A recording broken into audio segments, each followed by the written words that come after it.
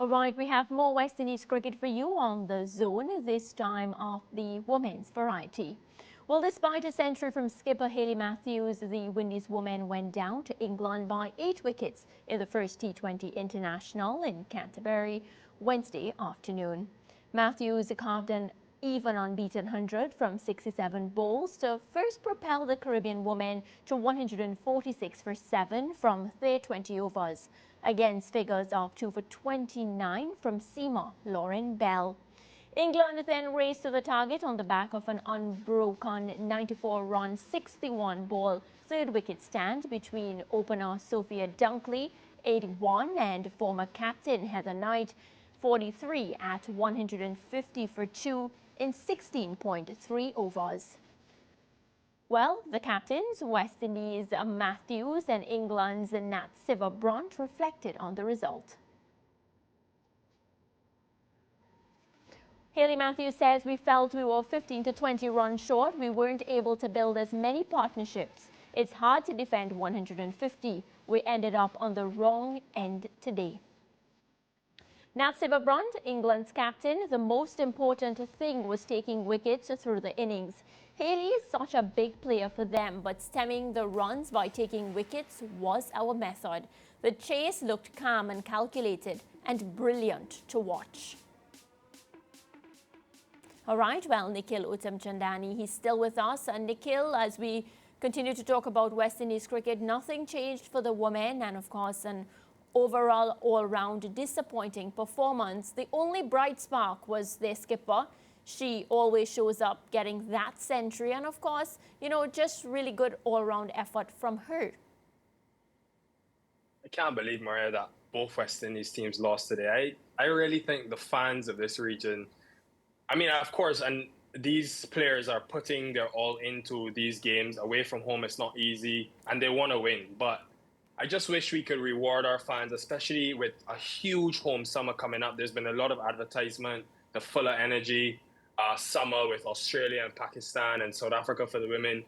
I really hope in both these series and continuation into this month that West Indian fans have something to cheer about, because as of now, it's looking bleak. But what I will say is, look, Hayley Matthews, and I think I've said this once before on the show, by the end of her career, she could easily be the greatest ever woman cricketer to live. And I say that because she might not score the most runs and she might not have the best average, but you find me a player that has done this well under and bearing the burden that she's done for the last, 10 years almost.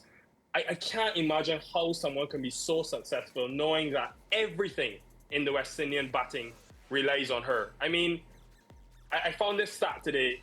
It's crazy. In 63 times that a women's player has scored 100 in the T20 International, only 3 of them have been losses. And to score 100 of the 146 runs, it feels dejecting that the West Indies are not able to get a win in a game like this for Hayley Matthews, given the brilliance we saw on the field from her. Yeah, can you say, Nikhil, because this is just this sort of feeling that I have. It's a very, very inexperienced setup, and when the pressure hits, it's as if the entire team comes crumbling, because we lost the first wicket earlier today. Hayley was there and the wickets just kept falling, but I feel as if when the girls came into the setup, it was so difficult for them to just stay put and build a partnership, and it's going to be a tough task for Shane Dietz to get them to buckle down when everything seems crumbling. This is where I'm at, Maria, and Shane Dietz has said multiple times, right? He wants to play an entertaining style of cricket and wants to attack. I listened to Lauren Bell today, the England seamer, at the halfway stage. She said when Hayley started to get going, their plan now became, let's get Hayley Matthews off the strike as much as possible, obviously to build pressure at the other end. And when I think about some of the dismissals, James, to a lesser extent, she batted in the power play, but specifically Shabika Gajnabi, who I thought showed us some promise with her start, and Aliyah Alim. Both of them trying to take on the bowling when you have Matthews at the other end. And I think that batting performance today lacked some situational awareness, because all it required was someone to just stay there with her. All you have to focus on doing is getting one and getting Hayley Matthews back on strike. And I think had someone else been there for long enough to give her enough confidence, Who knows? She could have even scored some more runs, and the West Indies could have possibly got to 160. And you just have to look at when Mandy Mangro came and batted, the way that partnership flourished and how well she did that role, was just able to get off strike with the occasional boundary, playing the sweep shot. And what about running between the wickets now and just the approach by the ladies? Well, we know that is a drastic problem. I mean, you just have to look at England, 27 dots in 99 deliveries. It's a skill, right? It is a skill, and if we're not seeing it at the regional level, we cannot expect these players to go into Canterbury against a very good bowling attack and just expect them to originate the ability to rotate strike. I don't know how. I'm not a coach or a cricket administrator, but this is a job for Miles Bascom. This is a job for Shane Dietz regionally, to find ways to develop the skill of rotating strike. Because in the power play, we know when Joseph and Matthews come off, sometimes Campbell, sometimes Chanel Henry, we have the power. But at the back end, similar. What about in the middle when the field is spread? When you have Hayley Matthews at the other end, batting like a dream, how can we just get her back on strike? It's a skill. Yeah, it is indeed a skill, and what we've seen in the regional game is that we don't have many players who have that skill and who are able to deliver on it consistently in any case. Nikhil, I want for you to explain to the viewers of the Caribbean, the lovers of West Indies cricket, the dismissal, the run-out of Reana Grimand. Because I don't know how to explain it, and I don't even want to try, but I know you are that good. Please, explain this to us. Ladies and gentlemen, when I saw this dismissal today live, I said I could bet anything that Ricardo asked me about something about this dismissal today. Look, I'll put it down to a young player, 20 years old, coming into a big setup, high intensity, high pressure. She obviously grounds her bat. I don't know if the initial grounding of the bat, she believes the ball is in the glove of the keeper at that stage, so she's good, and then maybe has a walk to have a chat with Hayley. But the Matthews reaction to that dismissal says it all. And I think to see this in international cricket, it was extremely disappointing. I feel bad for her because it's her first game. She's 20 years old, and this would have been a big moment for her, and she had an important role. But I hope that she can potentially learn from this and we never see it again. But yeah, I feel very bad for Reana Grimand. Yeah, I feel bad for her as well, and I feel bad for West Indies cricket. The last time I saw anything like that, Nikhil, I was probably about 7 years old and playing backyard cricket in St. Mary, Jamaica, and that used to happen quite often. But to see it on this scale and at this level was unbelievable, to say the least, and really, really unfortunate for the West Indies. I want you to zone in a little bit more on the bowling performance. Once again, the inability to take wickets, just 2 England wickets taken by the Caribbean women. We've known for a while that we have a batting problem, but do we also have a wicket-taking problem against the best teams in the world on the women's side? To some extent, especially when Henry and Dottin are not in the team, because I think Henry has proven that she's one of the major new ball wicket takers.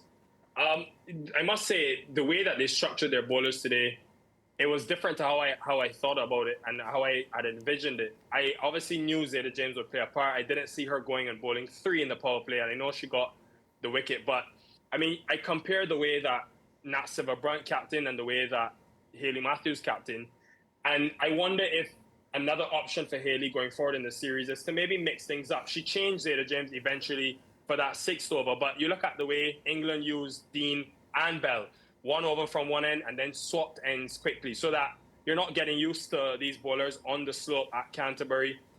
So yeah, again, it was tough. I do think that the score was below par, but you have to credit England for the way they came out, and we knew they would come hard at the West Indies. But I did expect someone like a Sharianne Fraser to maybe bowl the first 2 overs or one of the first 2 with her new ball ability. I know Janilia Glasgow does get the ball to move away, but yeah, I want to see if maybe the West Indies can be a bit more inventive.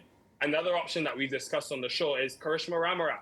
I find it hard to see her coming into the attack in the 10th over. It's hard to impact the game at that stage. And, it's obviously there were 2 right-handers there, but I don't know why there's such a hesitancy to use her with the new ball. I don't know if it's her preference to not bowl the new ball, but But the few times she's done it, especially in one-day cricket, I think back to the Indies series and even the qualifiers, she's been extremely effective. So why not give her one over with her control and sometimes variance in pace to maybe try to get a breakthrough now that you're dealing with so many absences? Yeah, and from a consistency standpoint, Nikolai, I agree that she's, as far as her economical bowling is concerned, probably the best in the team. So I agree that, it would make sense to give her the ball a bit earlier. I want to ask you, though, because although both matches were disappointing for the West Indies today, the men and the women, Ireland are ranked significantly below the West Indies in the world rankings. England ranked number 2 in the women's and the West Indies number 6. So I would suggest that the women's loss was as tough as it was to take, was a little easier to digest than the men's loss. Yeah, definitely. Lance, I read something today with Afi Fletcher. She was doing an interview with Cricket Info before the series, and it was amazing that she said she just hopes that they come out on top in 1 or 2 games. So she's already going into the series pretty much saying that they can lose the series. Now, I don't know. I didn't hear her actually speak, so I don't know if that was taken out of context. But I said on yesterday's show, they've got to believe the West Indies that, this is a series that they can win. And even be a bit more competitive, and that is the women's. And even if it's without Hayley Matthews, I think there's a lot of evidence to work with in this first game as to how they can be a lot better. And even if they don't win the second one or the third, I want to see how they take that information and now try to improve quickly. For the men, ladies and gentlemen, if the men lose this series and then go to England, a very talented England team, and lose that series, we could easily, with Bangladesh playing some decent cricket and one rank below them, we could easily be heading back to the World Cup qualifier. So I know everybody was focusing on West Indies, England for the qualification spots, but you've got to take care of Ireland. So look, we don't always start series well as a West Indies team, whether it's men's or women's, but you have to find a way to win the next game. Yeah, have to. Yeah, in the last segment, I referenced 2 stories coming out of the UK today, and I'm going to the women's one now because we have spoken on this show many times about the athleticism and the fitness in the women's West Indies team. I see where the new England captain, Charlotte Edwards, is now implementing new fitness standards for her team ahead of the T20 World Cup next year. And she pretty much says you either get fit or you get out of her team. Do you think our West Indies administrators and our coaching staff should get stricter with the women? The thing is, Lance, and from what I hear, there's been a concerted effort by Cricket West Indies to place bigger emphasis on fitness, especially with examples like Kiana Joseph, with Shana Henry, who's worked a lot over the last few years. But I think the players have to take some responsibility as well. And England will benefit from the fact that you look at what's happened now with Maya Boucher going out. There's talks of Sophie Eccleston, who was number 1 in the world, is number 1 in the world. There's talks of that if she wasn't fully fit, she would have been picked for this series. So I think the benefit that England have is that they've got high competition for places. And again, I go back to regionally. How can we get more players, obviously focus on their fitness, but I think just more players develop so that you have that competition. You have a competition for places, and then players are forced to do everything to make sure that they stay in the team. And obviously that would include fitness. But look, I think Charlotte Edwards, I heard today she's won 9 of 14 T20 titles that she's been at the helm for. There's a reason.